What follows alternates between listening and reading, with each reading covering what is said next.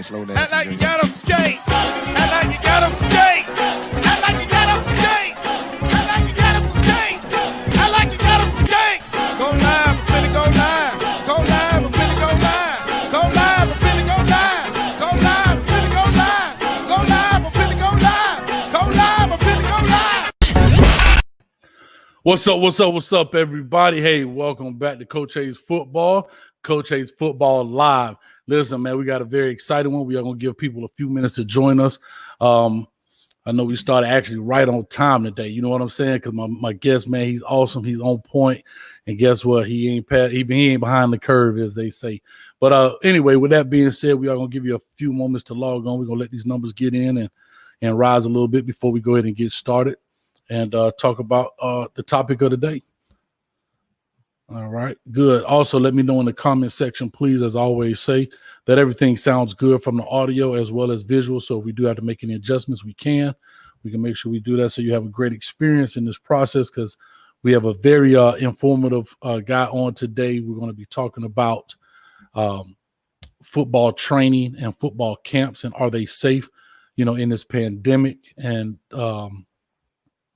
should kids actually just be going out doing that, especially with the unknown when it comes to school, with the unknown of sports, who's going to be playing, who's not going to be playing, what states are playing. Some states have pushed things back. So we're going to jump into all of that tonight here in a few moments. So let me give you a few moments to log on in and jump on in. Also, for my people here on Facebook, all right, please make sure that you start this, start a watch party, share this out to everyone as well for me. And if you're on YouTube, make sure you share the link to your friends, family, whatever the case may be. If it's parents that need to see this, if they have kids that are playing, it's definitely going to be informative for them. So please make sure you share that out to everyone as well. Let me say this before we get started, as I allow people to jump on in. As you know, Coach Hayes Football, and I do WRE, which is Watch, React, and Evaluate. And I talk about the top talent in the nation. And I drop a video just about every day. And so I evaluate, I watch and react, and I evaluate to those talent. You get to see my evaluation on the pros and cons of their game, things that they do extremely well, and some things that they can work on, in my opinion, as well as maybe to better their game. So you make sure you want to do that. Also, for you Ohio State fans out there, I put a challenge to you guys not long ago. Well, actually, you challenged me. And so therefore I gave you some conditions. I have to say you guys pretty much have met it. I told them I dropped on the Jordan Hancock film, the young man who just flipped from Clemson and committed to Ohio State, the DB. On that film, a guy asked me, Coach, what does it take for us to get a week's worth of Ohio State recruits on WRE? So in turn, I turned around and said, listen, I need you guys to get the channel to 3,000 subscribers, and that video has to have 3,000 views by August 1st, midnight. Well, guess what, guys? You guys rose to the occasion, because as of right now, I'm looking at it right now. These are live stats. Let me pull these up so I make sure I'm looking at the correct stats here. I don't want to mess anything up. You guys currently have 2,960 views on that video. So you actually 40 views away from getting that done. And from the subscriber standpoint, we are currently at 3,087. So you surpassed that part. So shout out to Ohio State for that. You still got 40 to go by August 1st, which is Saturday. So I suggest somebody better get the clicking, if you understand what I'm saying. All right. Also, make sure you do subscribe as well so you don't miss anything that comes out. And we're going to go ahead and get this thing started because we got quite a few. Let me go ahead and jump on in here real quick. Hammond Russell. All right. He says, can you do my film, Hammond Russell, defensive end at Dublin Kaufman?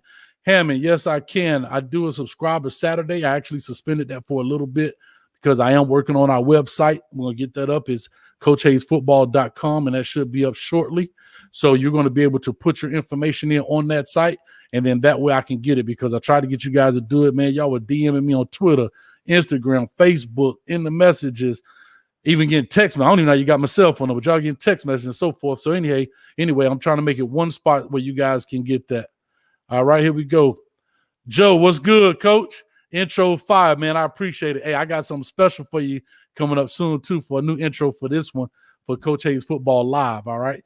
So actually, I'm gonna tell you the truth. That's the intro for my WRE Live, but I got a new one coming up. You guys gonna love that, so I appreciate it. K.A. Big Dog. Well, what's up, man? Big Dog. And Jason Grill, what's good? Hayes, man. Coach, what's happening, man? So we're gonna go ahead and jump right onto this thing. We got it going. We got the numbers up, and we're ready to rock and roll. Let me start off today. We are talking about are camps and training safe? And we're talking about, is it safe for our kids to go out and participate in these football camps and in football training during this COVID-19 pandemic? And that's what we're actually going to discuss today. And definitely, if you have questions, please jump into the comment section, put them up there. I can see them. We'll definitely post them, and we see if we can get you some answers to those questions. But my guest that I have coming is one of the top trainers here in the Central Florida area, not just Orlando, but Central Florida, the Claremont, Sanford, so forth, and so on, Kissimmee, and so forth. And he is, like I said, one of the top trainers, and he is doing a lot of the training right now. So this is why I really wanted to bring him on, because he's doing some training right now with a lot of kids during these times. So I want to hear his point of view of what he thinks about it. And then as well as, like I say, he's one of the most exciting and most energetic guys that I know. I actually happened to put a camp on at the high school I was coaching at, and I had the Tampa Bay Buccaneers come by. And when they came in and this gentleman jumped in there, and he had them fired up. And if you ever hear him say, "Burn, baby, burn," then you know that's low wood, if you understand what I'm saying. So if you ever hear "Burn, baby, burn," that's low wood. So without further ado, let me want to bring in this gentleman, Mr. Lowood. From he is the founder and owner of Excel Speed Training. Mr. Lowood, how you doing, man? Oh man, I'm fired up. You fired up, man. So talk to us now, because I know you're the founder and owner of Excel Speed Training. How long have you had that company going? Well, actually, I started. I was now probably hitting about 20 years. I actually started with my partner Aaron Jones. So. Aaron, Hall of Famer, East Kentucky University and College Hall of Fame up there, first round draft pick for the Steelers. So we joined this thing together probably about 20 years ago. Okay, about 20 years ago. So you guys got started doing this. And so just give us a little background about yourself. How did you get into doing it? Like you said, I know you said you did with Aaron Jones, but how did you get yourself into doing this and everything else? Well, you know what? I think it's everybody have a destiny. Everybody know their purpose. But you got to know when your purpose has came about. And I remember 11th grade, I'm running the hurdles. I'm going against Miami, Palm Beach, all the guys, and I'm from Apopka, Florida. And I'm like, there's no way this boy finna be any of these boys. So, I took pride in myself, took pride in my technique. So sure enough, I come out the blocks, I go get them. I will beat every last one of them. I went 13.88 and 110 high hurdles. You know what I mean? Okay. I was the slowest on the track. I ran 11 200 meters. Them boys hitting 10 nines. But my technique was all I had. And I believe and trust in the technique. And I called the 1-2. And with that being said, after I won, the reporter came up and said, "Listen, you did something no one thought you were going to do. You came in ranked number 9. You found your way all the way to be the champion. What's your plans? What are you going to do after this?" And so I plan on going to college. And when I get done with that, I'm going to be a businessman and I'm going to be a coach. Now, here I am, 18 years old. I said this 5 years ago. I look back and somebody sent me that article, said, "What you said when you was 18, you were actually doing it." So when all said and done, I knew I was going to be a coach or a trainer even back then. So that would kind of sparked it. And it just kind of went from there. Got you. So like I said, so you got that, then you got with Aaron Jones, and then how did you put this plan together to say, because again, you're 18, yes, an idea at this point, but how did you take that action and make it a reality? I tell all of the boys, NFL is a dream, college degree is reality, but it's college for everyone. And for me, I went to school, I had opportunity to play ball up in Northeast Oklahoma A&M, and the first game against Coffeyville, Kansas, I hurt my leg, and I didn't know what was going on. And I couldn't move it for 45 minutes. They flew me in the hospital and they did an x-ray and said, "You got a bone tumor in your right femur." I said, "Oh." So they flew me down to Shan Hospital in Gainesville. My best friend Mike Longman took me up there back for the surgery, and I found out that hey, this might be it for me. I tried to go back 2-3 times, it just wasn't me. So it wasn't my destiny. So I came home and just kind of like just going through the motions like anybody else that come home from college, trying to figure out what they're gonna do, how they're gonna do it. And then I had kids. I had 2 kids. Of course, you know, my daughter played, went to school at West Florida. And of course, my son Lowe, see in the background, played at Notre Dame. I ended up becoming a single dad, basically. So I took in Lilo, and I said, I got to start coaching. And that changed my life right there. So I started coaching back in 1998 when I got my boy. And then I met other kids and just started coaching from there. And then coaching was my thing. And I realized I had something very special.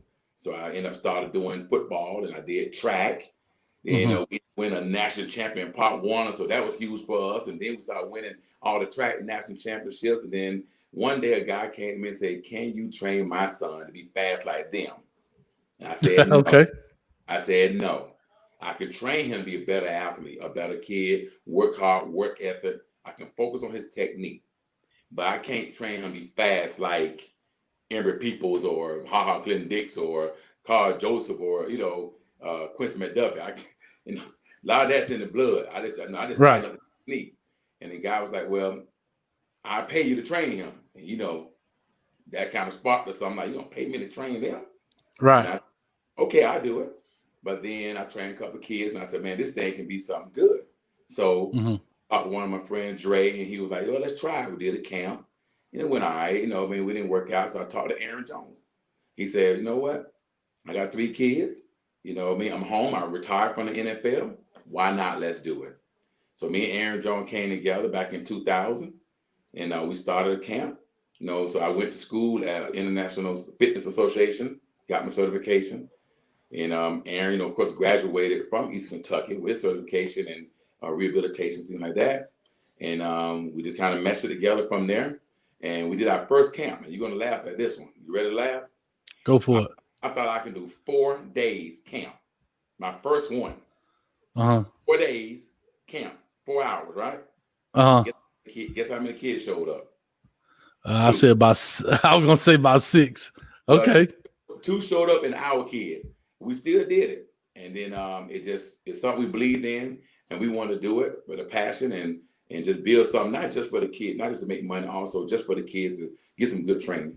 And we just end up going from there. And 20 years later, we got about 4 or 5 locations, and we're still rolling. Gotcha, man. Real quick, I do want to tell you something. Do me a favor. I hate to say it like this, but kind of scoot in the middle of that frame a little bit. I don't know if the camera moved off some. Perfect. Yeah, there you go. Perfect. All right. So with that being said, man, you got the camp. It started off.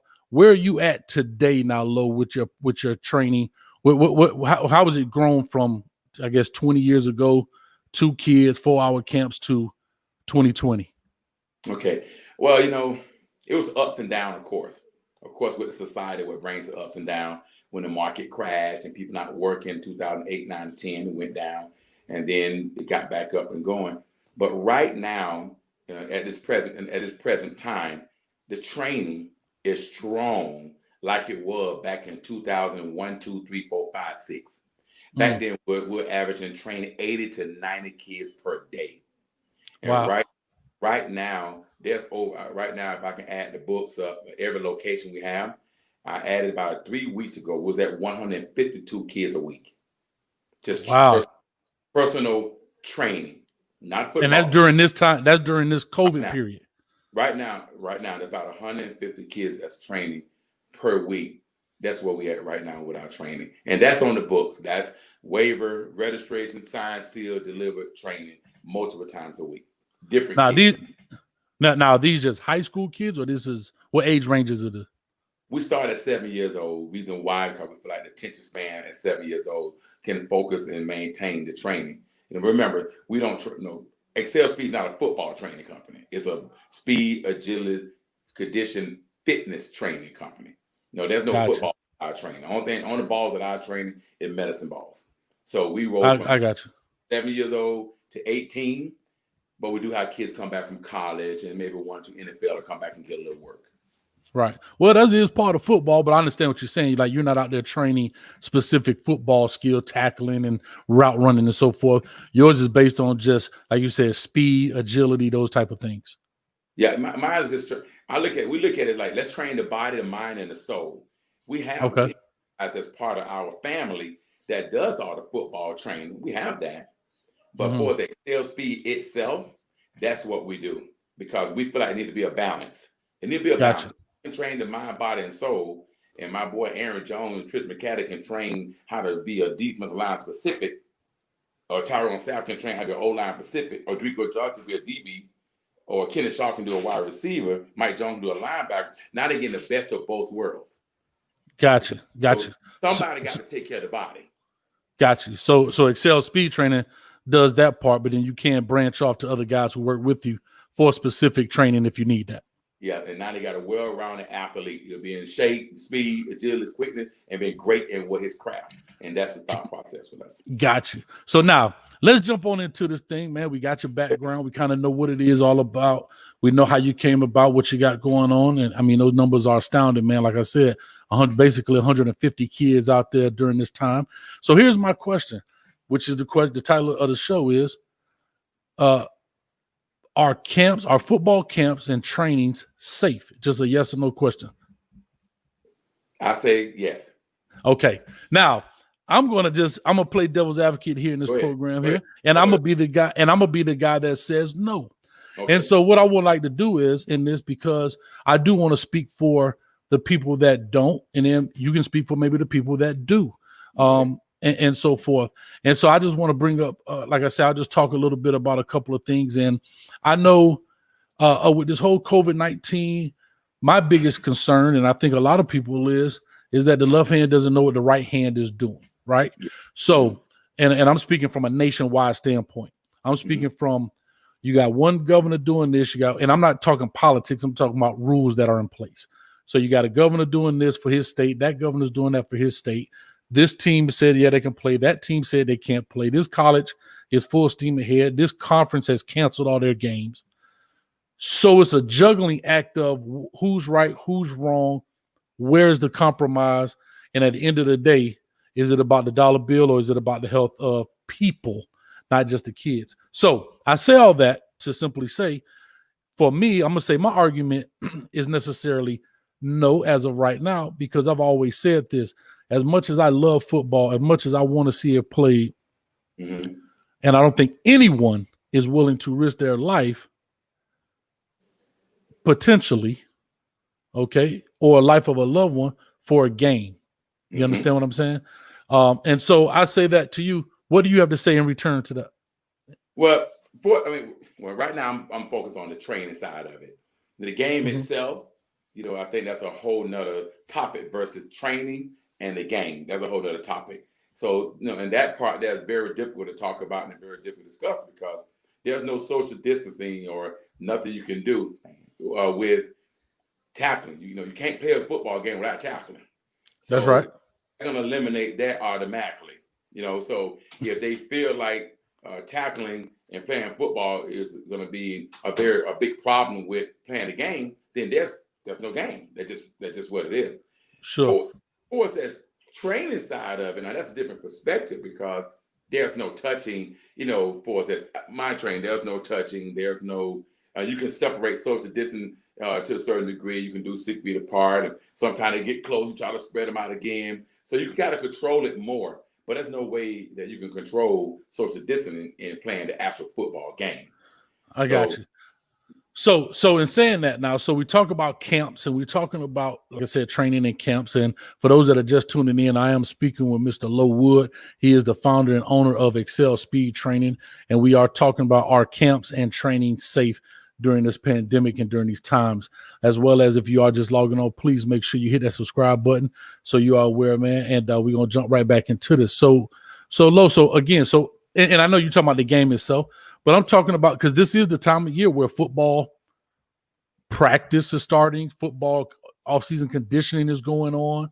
A lot of these 7-on-7 camps were going on. I know some have been canceled. I know that FBU just had a big camp down. I think you're part of that as well, correct? Yes. All right. So with FBU, and if people don't know, I think that's Football University. Am I correct? Yes. And they do a big thing with camps and getting kids' names out there and so forth and so on. And so my question is, and I guess, like you just said, when you're doing these trainings and you're playing a contact sport, any sport, really, I mean, because volleyball is not even a contact sport. I know your daughter's into volleyball, but I think we had a discussion prior to coming on live. These young ladies are still in the gym together. They breathing on each other. And guess what? They got one thing in common, which is what? The ball.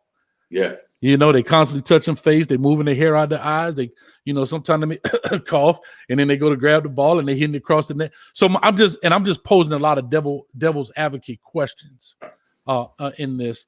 And so I guess what I'm really asking is should we be doing this, or should we just cut it down? And if we are going to do it, how can we do it safely? And that's really what I want to know from you, Lo, is how can we do this safely? Like, what practices or what procedures are you taking from a safety standpoint to make sure these kids do remain safe? Well, I mean, I just kind of piggyback with the AAU volleyball. I went to pretty much every single game, and with my daughter, of course, they had all the procedure in place there. But they may have the finances, they have the knowledge, they have the equipment, they have the people, they have the support in order to try to do everything they possibly can to prevent anyone from, basically getting sick. So, and just going through the walkthrough with the AAU, how everyone had to come and wear their mask. Everyone had to walk through a temperature check. Then you think you made it through, here come another temperature check. And then here come a check off. Then you have your name on the list before you even come in the building. And then when you sit, all the chairs were 6 feet apart. The girls didn't come up and shake hand, they waved. So everything was, it's just true, that's what it was. I got you. No, it's just funny you said they wave. I got you. Didn't know how you come by, you normally give a dab, but now it's like, okay, we're gonna beat you. But anyway, they go, it was like that. So they try to put everything in place. And they felt like, if I bring one team together and we check everybody, we check the parents, and that group is good. So if everyone that walked through that door don't have a symptom or they ain't coughing, I know they're not doing a COVID test, but they're doing the other measures, and the girls don't have contact with each other, and they were told to stay with their team, and I thought it went well. I mean, I have a friend of mine that did research. They looking at everything on AAU volleyball, AAU Twitter, AAU email, AAU everything. See if anything came out with COVID for the national championship. So far, nothing has came out, and there was thousands of girls in that gym at one time. Thousands of girls. So in that case, there as of right now, nothing came out that someone got it or contacted or what the case might be at that event. So the procedure stuff was in place, was in order. Now to piggyback on hitting the ball, that part can be touchy. Because if my daughter go up and put one down, and and that girl did it, she sweaty or whatever, and sweat pop everywhere. Is it possible? I'm not a doctor. I'm not a scientist. I don't know. Really get COVID from that ball, coming down, and they pass that ball and set that ball. I mean, can a sneeze get on the ball, and what they're gonna do if she sneezes on the ball go over? Ain't like they catching the ball and rubbing on their nose or whatever. The ball just moving, so the ball might get wiped down and change out on the next game, next match. Sure. So I thought AAU did a great job with their procedures, and they haven't heard nothing yet. So I thought they did a great job of their procedure. Flipping to FBU, it was almost the same situation. It's the way even the warm up had to be 6 feet. But then it's times where you're not going to be able to control that. I mean, when people are coming in, they're not going to be able to walk 6 feet in one line. It's just what it was. But on another note, doing our homework, doing our research, talking to the owners of down FBU, they were like, no one reached out, no one said they got sick, no one, had a problem or whatever the case might be, and that was a weekend tournament also. So that's why I feel comfortable with doing camps, going to national tournaments, events that, you're really not totally just tackling and taking down to the ground as of right now. So I think you got the proper procedure in place, you got a better chance for it to go, when it comes to camps, Gotcha. or a tournament that's not contact sport. Gotcha. Oh, did we lose you? Okay, back. Well, two things in there that you said, and I want to touch on those. One, what you're basically saying is that teams that have the resources or good resources. Oh, I hope I didn't lose them. But anyway, what I was saying was teams that have good resources, based on what Lo just said, would be programs that can take care of it, right? So it's like anything, the rich get richer, right? You look at the NBA right now. The NBA has actually bought out a hotel. They brought a hardwood floor into a ballroom so they can practice. But that's the part of the rich getting richer. The thing is, what about these other programs that don't have the finances that maybe some of these programs do have in order to do that? I don't know. You understand what I'm saying? I don't know if they can do it, but guess what? Those kids still want to play.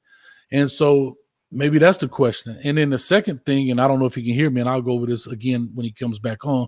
Hey, it is technology and it is live, so things happen. But the second thing he said was, he talked about resources. What was the second thing he said? Lord, I lost my train of thought trying to get him on. It was the resources. Oh, and then the second thing he talked about was the spacing and everything else of not touching the ball, and we don't know. That's the biggest question of it all. No one here is a scientist, and we don't know. So if we don't know something, I don't know. And again, I'm playing devil's advocate for this. I got feelings about certain things, but I'm playing devil's advocate to what Lo Wood just said was he's for it. I'm going to just say I'm against it at this point in this show. But if we don't know something, then how can we move forward if we don't know what the real ramifications are of doing it? I'm just posing these questions. Again, I'm just a guy playing devil's advocate. I'm a dude sitting on your shoulder in red saying, hey, man, don't do that. You know, Lo sitting on the shoulder saying, and white saying, hey, go ahead, go for it. Again, I don't know where he is right now, but I'm going to bring this up right quick while he is out. I looked at some of the cases today, and this is from the CDC, as you can see here. The total cases right now is 4,405,932 total cases. There have been a total of 150,283 deaths. Okay. This is CDC. Now, again, some people can talk about numbers and some people can talk about, oh, those numbers are inflated or whatever the case may be, and that's fine. You understand what I'm saying? As well as, I'm going to bring this piece up right here. This is a map. This is on Max Prep. Now, I don't know how great of a resource Max Prep is when it comes to this, but this is what I got. So that's what I'm going with. All right, here we go. If you look at the states here, and when we got Mr. Lo Wood back on, man, appreciate you getting back on. Yeah.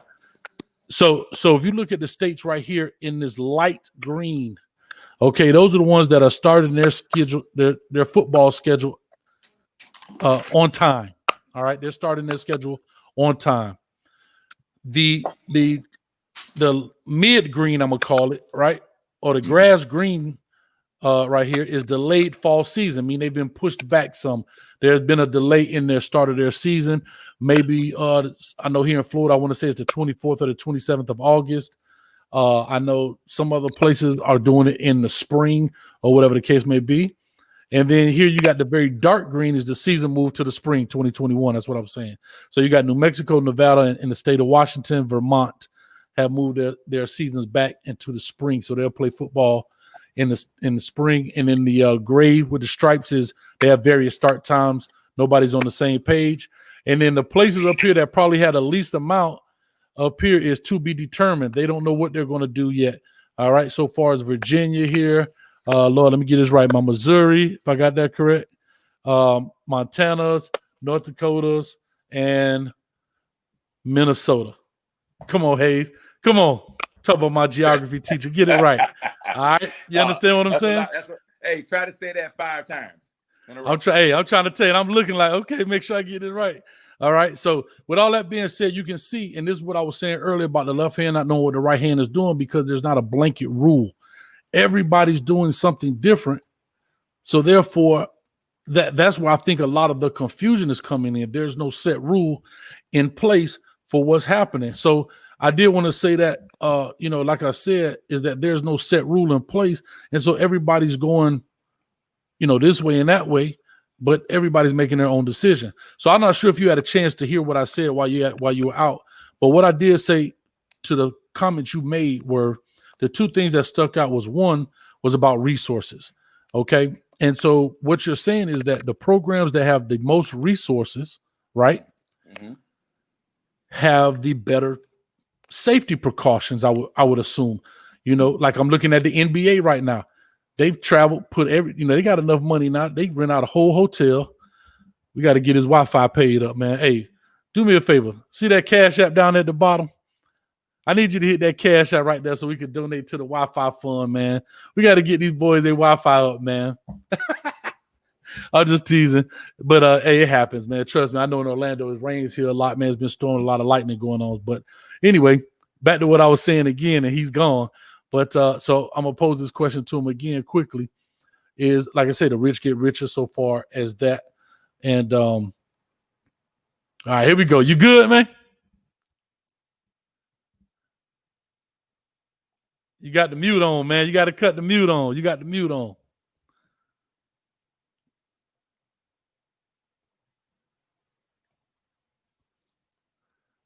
Boy, I tell you, boy, hey, it's part of the game, man. So anyway, so in my eyes, from what he's saying is that the rich get richer and those things happen. So, you know, that's part of the game, whatever the case may be. It is what it is. So my schools that don't have as much or don't have the precautions or can put them in place. So what are we saying? We're going to allow them to get sick, but they can play ball, or we're going to allow them not to have the proper things that they need in order so we can do things. I don't know. I don't know. All right, here we go. We'll take a couple of questions here right here while Coach is working out his microphone because it is still muted. All right. Life is a gamble. All right. El Magza Gassy Field. I guess I said that right. I apologize if I jacked it up. Hey, first time here, question to you guys with these NFL players that opt out to be able to opt in at any point they want. All right, we're going to definitely get back to that question as well as, let me see here. Darnell Kirkland, what's up, Coach? Okay. All right, so you back low. You good? Yeah. I'm trying to figure this thing out. No, if your phone connected to your iPad, I'm confused.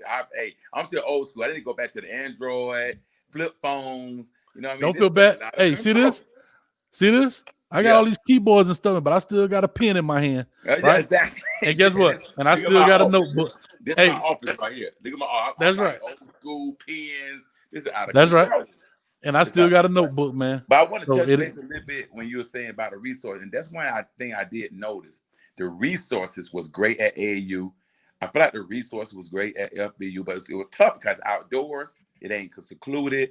You know, kids are moving, so it really was tough. You know, but at the same time, you know, the NBA is out there playing games like crazy. So they boxed them in, they put them in the bubble, they kept them locked in. So they feel like these guys can play the game because they have locked them in. They keep them from even getting any type of sickness. That's basically what they're saying. And hey, listen, they got the resources to do it. Exactly right. And again, with all those resources, they still couldn't lock him in. My man was out there buying chicken wings out the strip club. He left the he left the bubble to go to a funeral, and he in Magic City in Atlanta buying chicken wing. So that so that's what I'm trying to say. So these guys have all the resources, all the money, but humans are going to do what humans do. They're going to do what they want to do no matter what, Kyle. And that's the thing about it. Someone told me, you telling me you finna lock down this guy for months without seeing his family, without doing nothing for months? Whew. Boy, that's tough. Guess what? It is tough, but you know what, though? And I'm going to just say this. I'm going to say this to you, Lo. It is tough, right? But here's the deal. And it's like most things, right? People do it all the time. People sacrifice. You got military people that do that for 6, 7, 8 months at a time. And I understand these guys are not in the military by no means. You understand? But this is a part of the job. And again, they had the option to opt out of it. They didn't have to do it. Right. You know, so what I'm saying is you still had your choice. So what I'm saying is if you, and this is what I'm saying to everybody, if you're going to commit to something, then commit to it. You know what I mean? Right. Okay, they let you out the bubble because you got to go to a family emergency. I dig that. But then this dude stopped at the strip club to go, he going to get some chicken wings instead. He looking at chicken breast, if you know what I'm saying. You know what I'm saying? So, but not only that, here's what the selfishness part is. If he wouldn't have gotten caught, he would have went back into the bubble without being tested.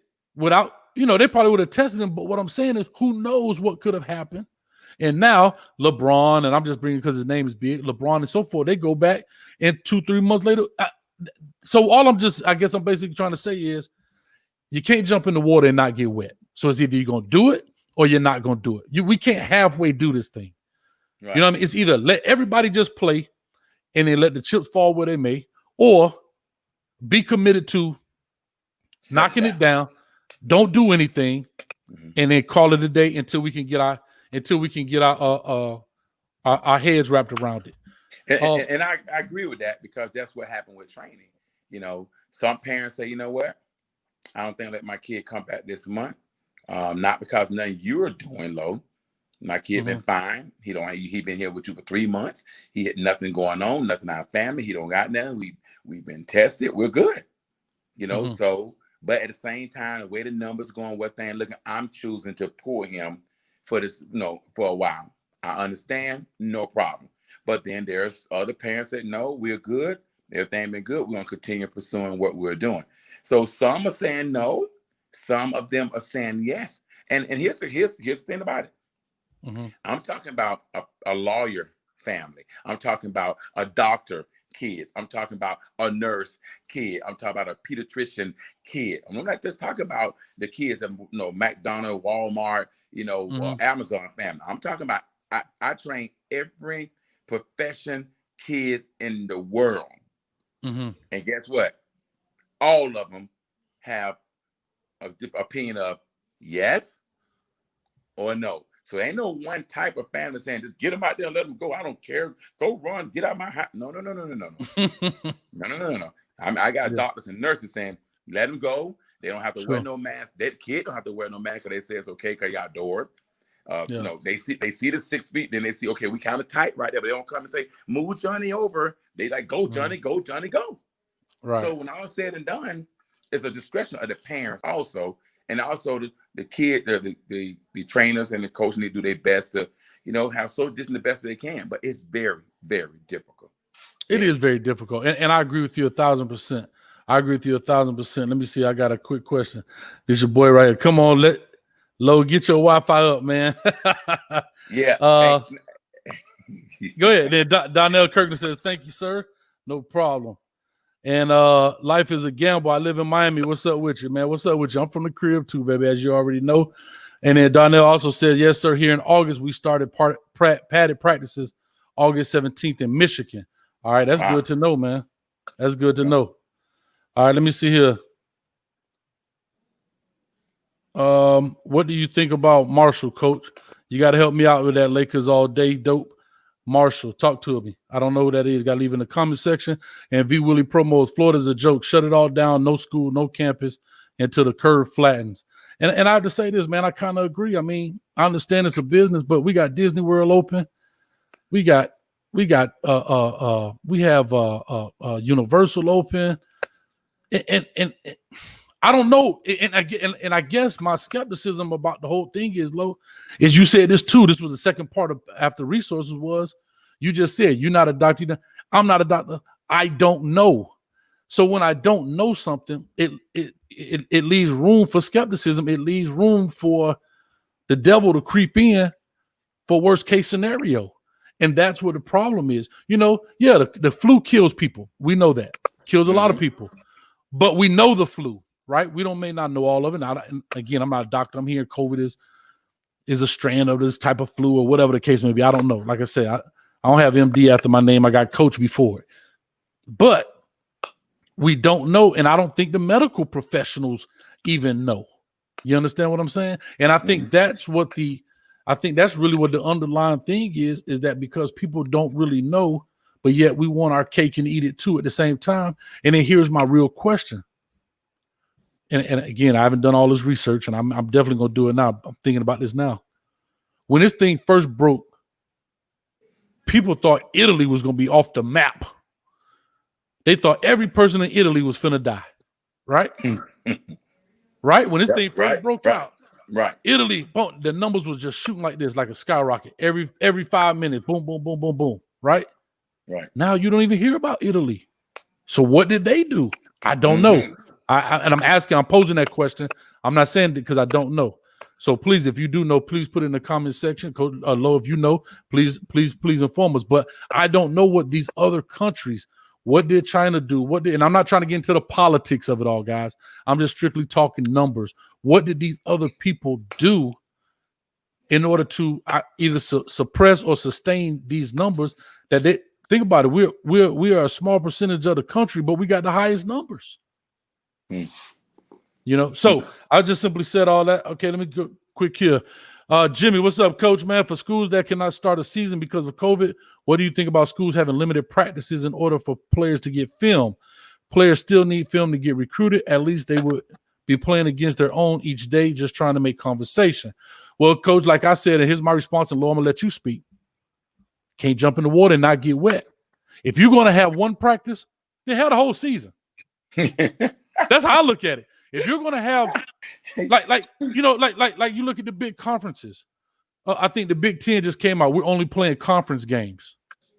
Okay, so if you're only going to play conference games, bro, what do you think? Because I think Michigan's supposed to play Washington the first game. So you think only the people on the West Coast got this stuff? Yeah. But the people at Michigan State, but Michigan and Michigan State don't have it, so we're gonna only play conference game. To me, that's the political BS that's going on out here. You know what I mean? Yeah. That's the stuff that if we're going to do it, let's do it. If we're not going to do it, then let's not do it. Let's not play the game and then because we waiting to blame somebody else. It's either have the games and guess what? People suck it up and take it. Don't have the games, people suck it up and take it. Lo, what's your thoughts on what he just said, Coach Sheridan? I'll put it back up. Well, I definitely gotta agree with you on one thing. You in or you out, because think about this. They're talking about playing just conference game in college. Well, don't forget now, SEC is not just Florida. There's Georgia, there's Louisiana, there's Alabama, there's South Missouri, Carolina, there's Missouri, you got Texas. So you got SEC in multiple states. So what's the difference in go ahead and play Florida State? Because you in the SEC, that means Florida ain't gonna play Florida State. That SEC, ACC. You follow me? What you saying? I'm confused. So what's the difference? So you know what? We're gonna pass Tallahassee, and we're gonna go ahead and go up to Texas. That's what you're saying, right? So am I saying that if you're gonna do it, hey, you're gonna do it that way?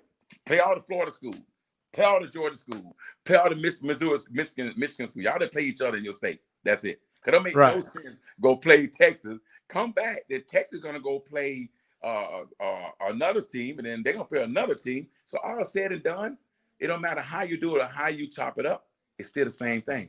No matter if you play somebody across the street or play somebody in another state, it's all the same.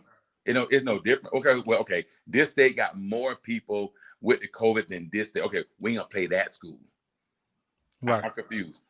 I don't see that part. Now the part about let the kid just play, practice and get film. You know what I mean? It sounds so good, don't it? But it sounds so good. Know what to play with? Because know why? We get the temperature of all the kids. We get a COVID test of all the kids. Every day they come, we get a temperature. We're going to get them on. We're going to let them practice and get some film. Who got the resources for that? Well, here's what I'm going to say about that. And I know this is not all cases in my years of coaching, and especially with the way recruiting is done now. If you walking in as a senior and you don't have your stuff rolling pretty much right now, you out of luck anyway, unless you have a phenomenal year. And that is, guess what? That's maybe a 1 out of 10 chance of out of the million kids who play high school football. Yeah.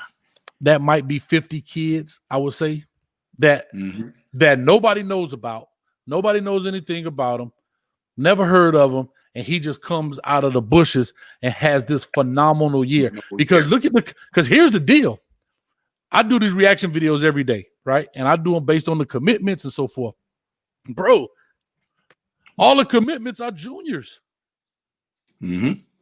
All these commitments are junior. It's no more signing, like the day of signing day where, the dude had the 4 different hats in front of him. Yeah. He reached for this hat and reached back and he go there and he put his hat on. That's done. These kids are committing right now. Already. So you already know who think about this.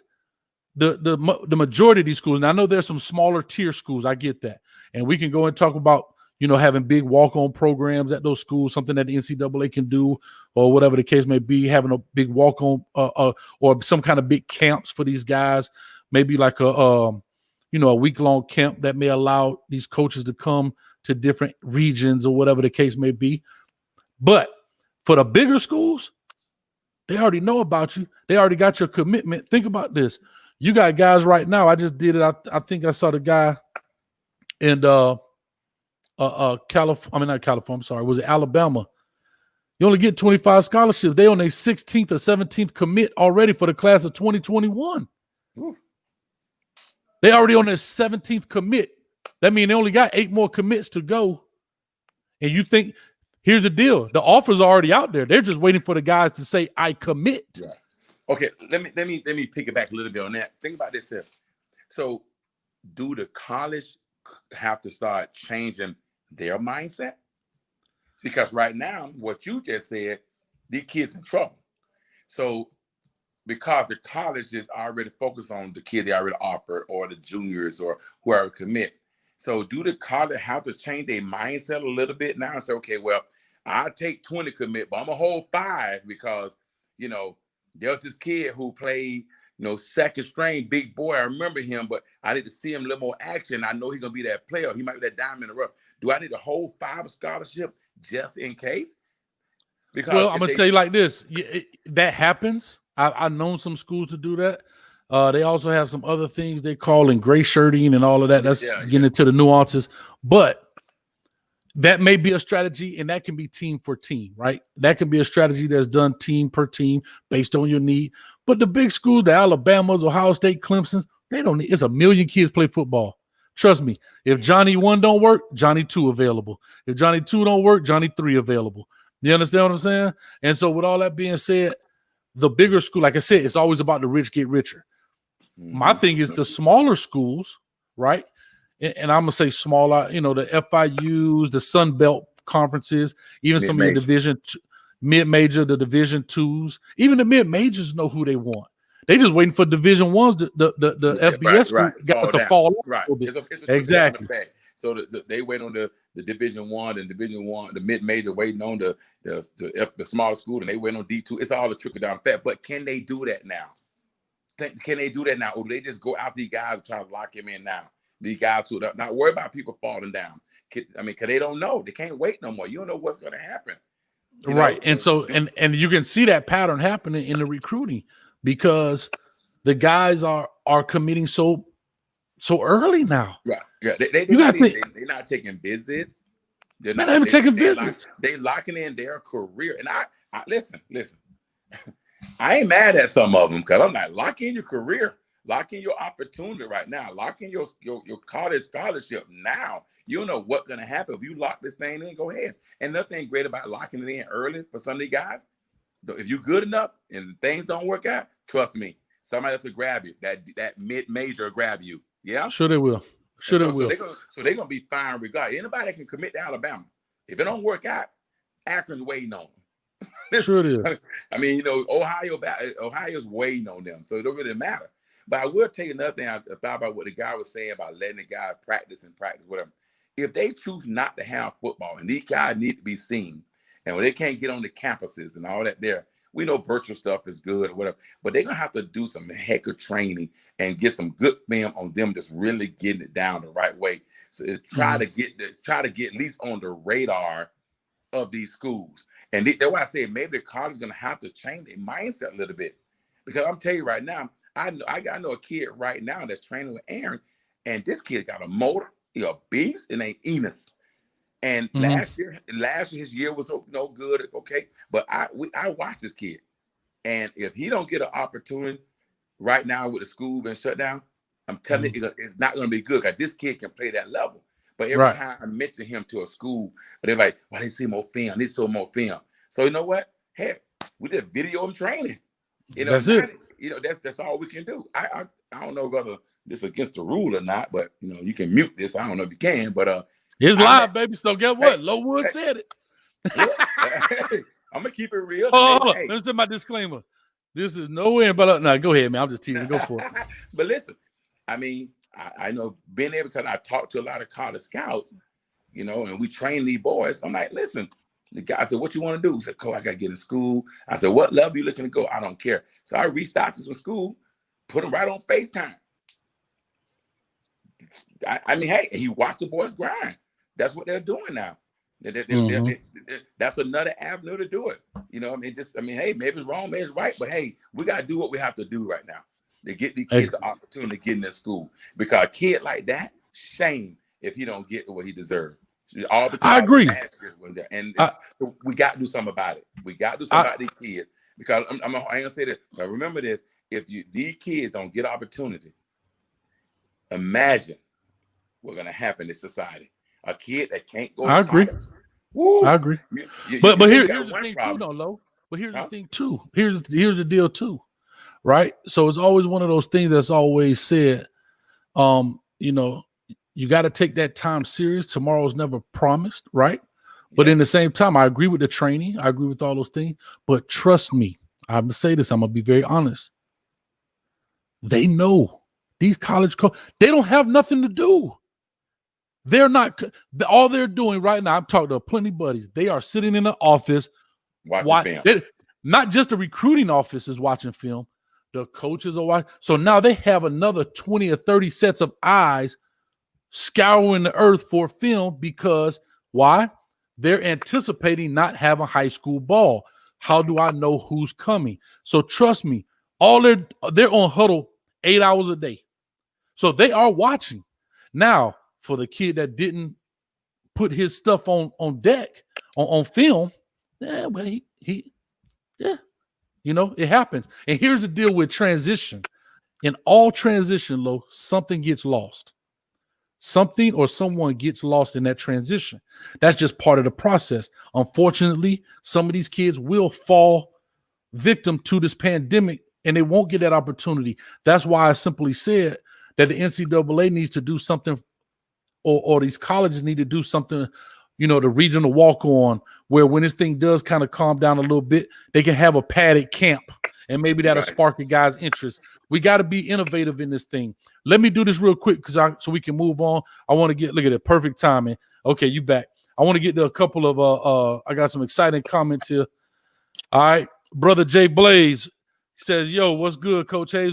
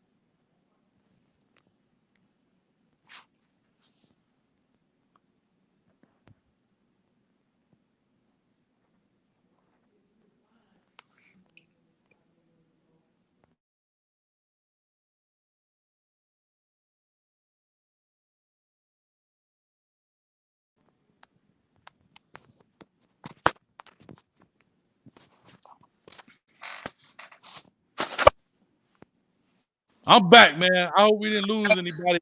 We back. We rolling? We rolling. Oh, man, this is all crazy, man. Got my screen looking crazy. Oh, my goodness. Hey, I don't know what's going on, man. I don't know how long your show rolled. No, man, I mean, it's awesome. I love it. But I want to make sure we don't forget one topic on the choices parents have to make to send their kids. So let's make sure we don't get lost on that one there, too. You remember that? That was very important that we talked about. No, I'm definitely, we're going to get to that, but I want to finish these shout outs right quick because it's very important. All right, so brother Jay Blaze, I apologize. Yo, what's good, Coach Hayes, man? Hey, what's going on with your alum, 89? All right, here go the big one right here. Brother, I appreciate you, my man. He hit us up, man. Look here for the $9.99. One team, one heartbeat, one family to you, baby. Hey, if y'all don't know, I am a Kane fan. It is all about the you. So I appreciate you, brother, man. Guess what? I need you to do me a favor. I need you to hit me up in my DM on either Twitter or Instagram. I'm going to get something to you, man, especially for that. I appreciate you doing that for me, man. So thank you very much if you back on. And he did say I froze up. Let me see here. If we are back on, man, if anybody can hear me on the comments or whatever, let me know. Just to make sure everybody's logged back on, man. I don't know what's going on here. We are having a couple of thunderstorms. But anyhow, back to what I was saying, and we're going to get to your point, Lo, here in a second, which I was talking about. What was I just talking about, man? God almighty. What's going on here? The devil is working. He don't want us to be successful, man. V. Willie says if Johnny 3 don't work, Johnny Walker always does. Well, guess what? If that coach don't, hey, guess what? If it don't work out for that coach, that's definitely what that coach gonna be doing. He gonna be on some Johnny Walker for real. You understand what I'm saying? So again, let me know what's going on. If you can see, please let us know. All right. So back to what I was saying real quick, Lo, about the guys with the huddle being in those rooms for 8 hours. They're looking at the film. They can find you. If you balling, they can find you. We may need to do some regional stuff, like I say, like kind of the FBU type padded camps where these guys may be able to go play and get an opportunity, whatever the case may be, is invite only type deal where they may have been on the fence. Because if they weren't on the fence at that point, they're probably not going to get it. But, each one of these schools can invite 3 or 4 kids that they like, something like that. Mm-hmm. You know what I mean? I like that. And I'm just coming up, and I mind you, I didn't think about that as I'm sitting in this chair right here. I just thought it came to my mind. So I'm not talking about the logistics and how all that stuff works. But like I said, I need a comment for anybody in there. Please let me know. I haven't seen a comment lately, so I don't know if it kicked everybody off. But anyway, we're going to finish this conversation out. And you talked about parents, and that's what I do want to get into, is the parents' decision-making process in this. So I'm going to let you go ahead and speak on that part. I was sitting out today at a training, and I was asking parents, I said, why you brought your kid here? Asking a couple of people, like, well, I said, because the COVID, there's a chance of, kids getting it or whatever case might be, I guess, or you out here, or you can get it walking around parents, you're sitting there talking to parents. What's your thoughts on that? You know what I mean? They said, well, we just one of the ones that feel like it's okay. I said, okay, for what? Because if you're here with a mask on and, you go over and sit down with this person without a mask on, and you take your mask off, and it's just adult, if he got it, whatever, you can get sick too. And they're like, well, we understand that.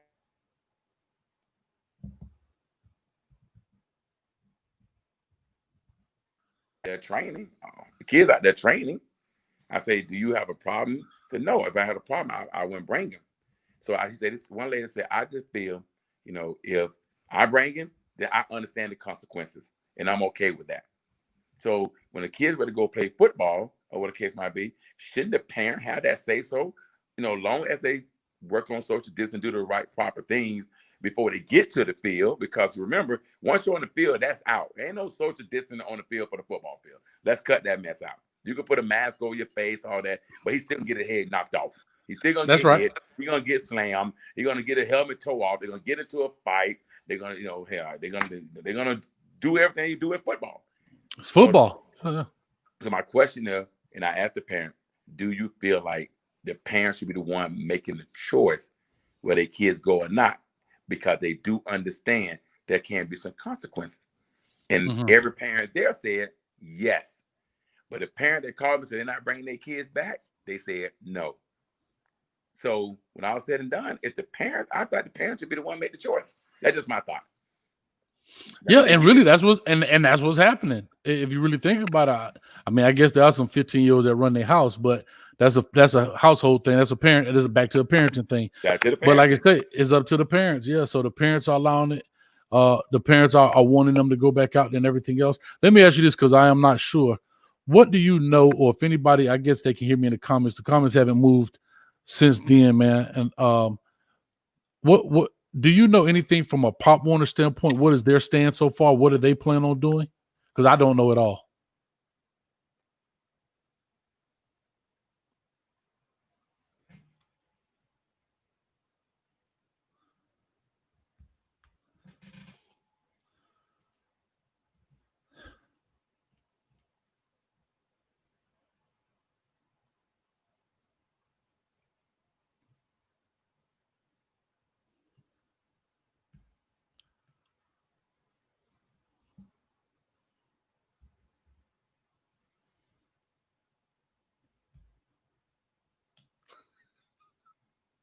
Boy, the devil is busy today. I'm trying to tell you, he is on us heavy.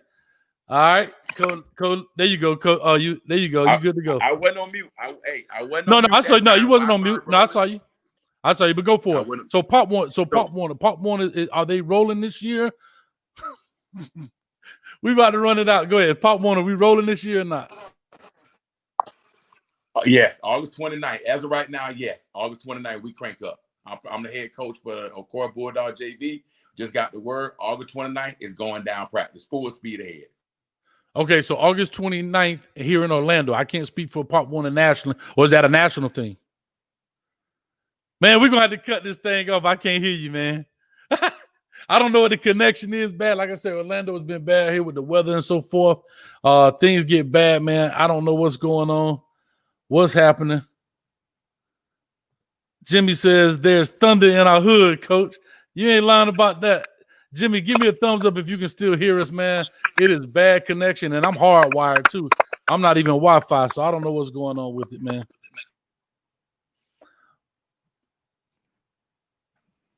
I don't know. You good to go. We're gonna answer this. So this is what we're gonna do. We're gonna catch it while the getting is good.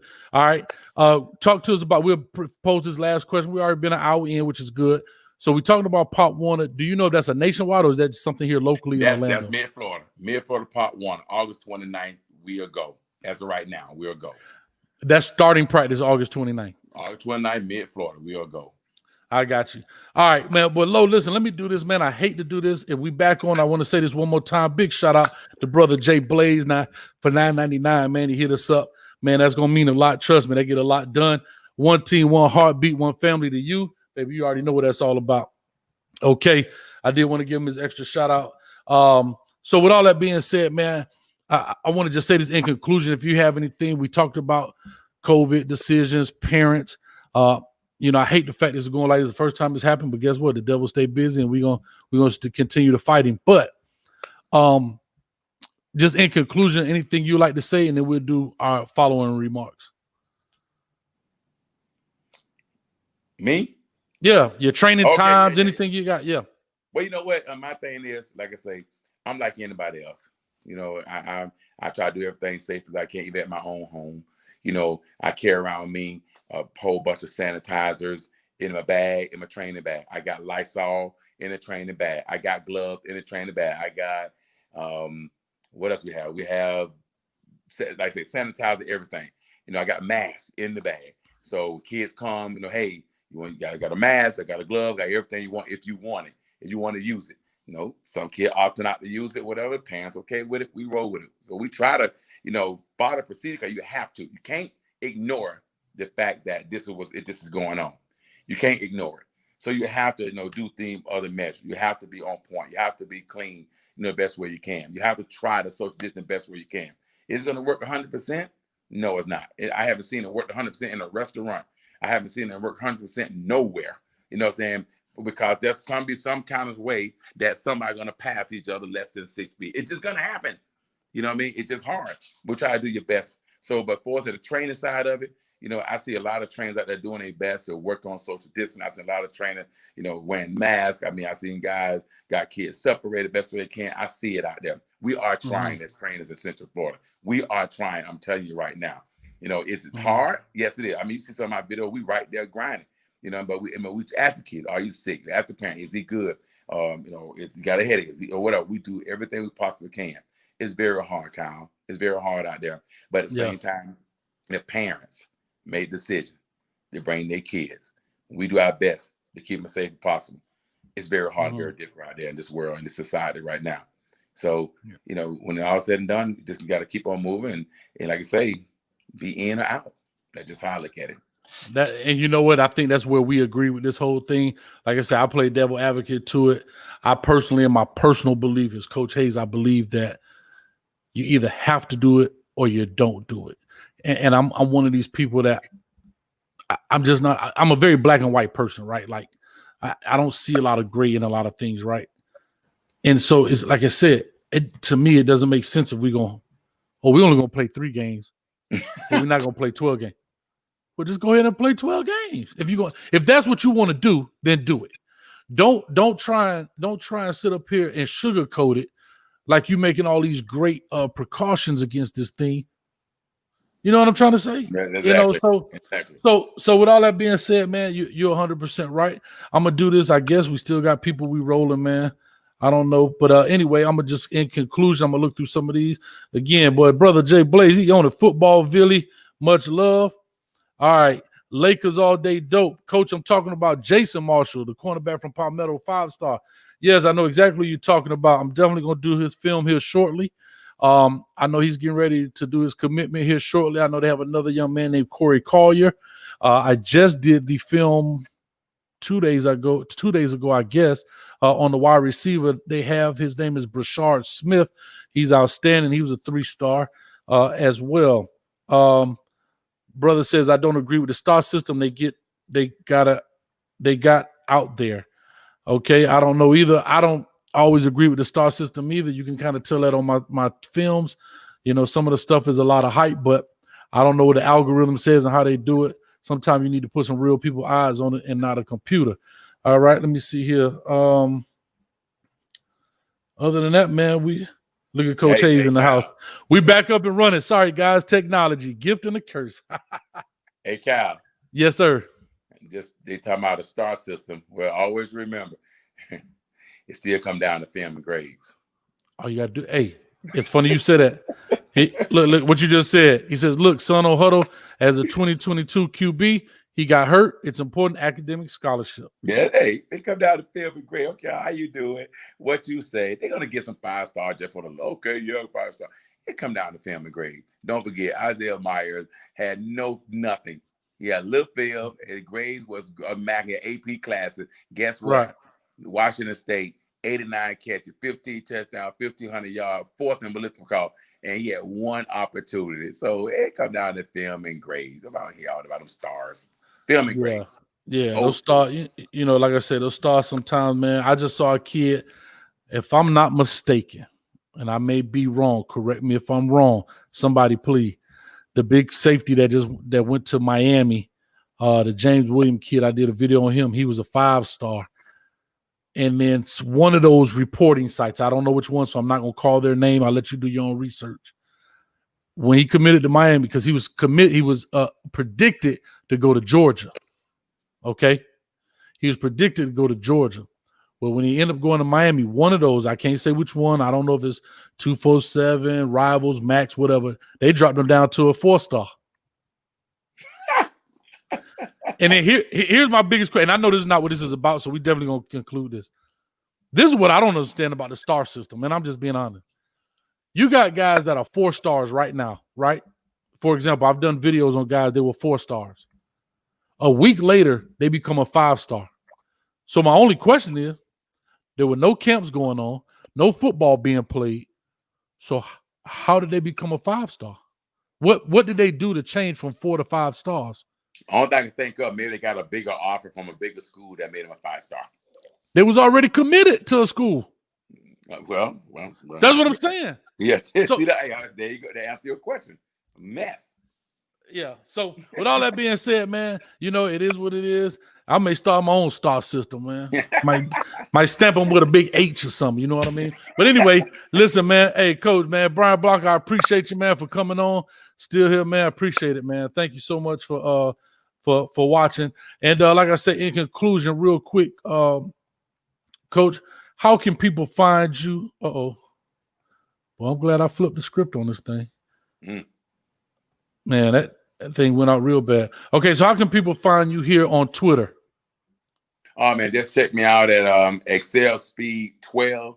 That's Twitter right there. You know, my name Low Wood. You Google Low Wood, you'll find me anywhere. But on Twitter, Excel Speed 12.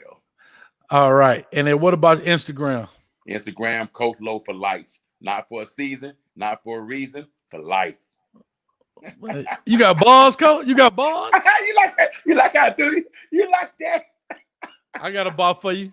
One of my players gave it to me, Dwayne Bowe. That boy said, Coach Hayes know the plays. Oh. All right, here you go. Next one, Facebook. How can they catch you on Facebook? Excel Speed Training or Low Wood, mainly Excel Speed Training all day. Burn, baby, burn. All right. And then the last but not least, website, where can they look for you for different camps and things? And talk about your website. What do you got going on there? ExcelSpeed.com. Right now, our newest event we're gonna do, like I said, we're about to do a camp, and just to close it up, we're gonna do a camp called Battle in the Pit. Battle in the Pit. Yeah, we're gonna bring. But how we now? Normally we do this every year, a big camp. I have about 200 kids, but this year, trying to follow the COVID, we're gonna split it up. We're gonna have O-line versus D-line. In a sense. We have running backs and linebackers will come together. Then we have quarterback, wide receivers, and DBs come together. So we're going to split the camp in 3 sections. You know what I mean? So at 3 different times of the day. You follow me? I got you. So like one-on-ones, bunch of one-on-ones. Well, yeah, that one-on-one battle, competing, that kind of stuff there. Yeah, like that. But we're not going to have all of them just piled together, like they're all different positions. We're going to separate. So this is your camp, you go home. This your camp, you go home. This your camp, you go home. That's how we're going to do it. Oh, so you send them home? Yeah, they got to go home. Hey.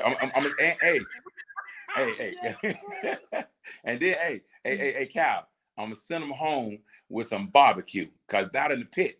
So every kid that comes get a free barbecue pit. I got Yummy going to be having some barbecue.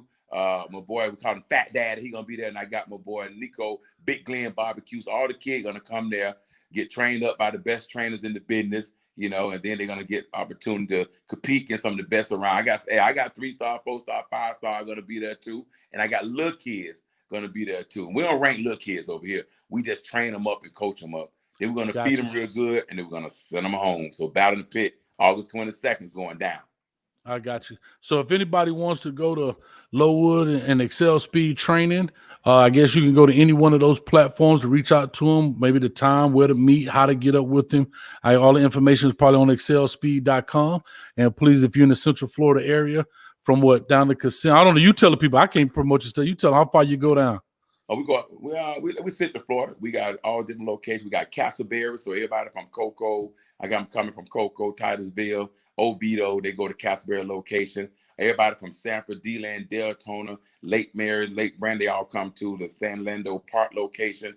Everybody from St. Cloud, Kissimmee, Bartow, Lakeland, all that, they coming down to the St. Cloud location. And then we got we've got Orlando, Ocora, Parker. They come to Orlando location. So 4 main location. When you get there, they'll get coached up, trained up by guys, that played the next level, been the next level, certified, ready to go. And like I said, we focus on speed, agility training, condition, and get their mind right. Then they go and do take it to the next level. So what they say, we bring the burn to you. I like it, man. I'm loving it. So, man, Coach, real quick, I'm going to do this in conclusion for everybody. I know it's thunder that's killing us. I just heard the rumble. And, I got the headphones on, so it canceled out a lot of stuff. But it was that bad. I actually heard it, man. But here we go. So if you want to catch up with Coach Hayes, man, you can find me on Facebook and Instagram at Coach Hayes Football. And if you'd like to find me on Twitter, that is Coach Hayes FB. As well as everybody knows that I do drop those WRE videos. For the people out there that don't know, I did make a deal. I did make a deal with Ohio, and then make a deal. I had a challenge, and so therefore I challenged them, and they made it. Let me see what the total number is at this point. Their challenge was that they had to get the channel to 3,000 subscribers by August 1st, as well as the video on Jordan Hancock had to have 3,000 views. Well, guess what? We jumped up to 3,091 subscribers. Okay, and Jordan Hancock video currently has 2,968. So you're 32 away from having a week's worth of Ohio State commits on WRE starting Monday. So if you don't get those 32 by August 1st, 12 midnight, you're going to be close, but no cigar, if you understand what I'm saying. All right? That's what's up. All right. Okay, real quick, Brian Block says, Coach Kyle Hayes, you're going to have to bring him to the house for the interview. I'm loving it. Hold up, man. Hey, Coach, you got to get some practice on this internet site, man. I drop videos every week, man, 2 a week. So it ain't the practice, man. Hey, man, it's the thunderstorm. If you ain't here, you have no idea. You have no idea. All right, here we go. This man here, brother Jay Blaze, excuse me. Much love, support our youth out there in a positive way. They really need it. Love your channel, Coach Hayes. Another $9.99. bro. I appreciate you, bro. You definitely, now that we back on, I was mentioning this earlier. Hit me up in the DMs. I don't care if that's Twitter, Facebook, Instagram. All right, you can hit me up. My email is Coach Hayes Football. Coach Hayes Football @gmail. You can hit me up there too, man. I definitely want to talk to you, brother, man. I really appreciate you, man. Thank you so much. So with all that being said, Coach Lowe, I appreciate you coming on here, man, talking a little bit about training, going through that. We definitely gonna do this again. I hate the fact it happened, but it did happen. The breakups is part of going live and being technical. There's no editing. So it is what it is, man. And with all that being said, Coach, again, I appreciate you coming out. You do have all the information, and hold on after I let you off, and then we're gonna be out of here, man. So thank you guys for everything. Thank you guys for watching, and Coach Hayes gonna holler at you. Peace.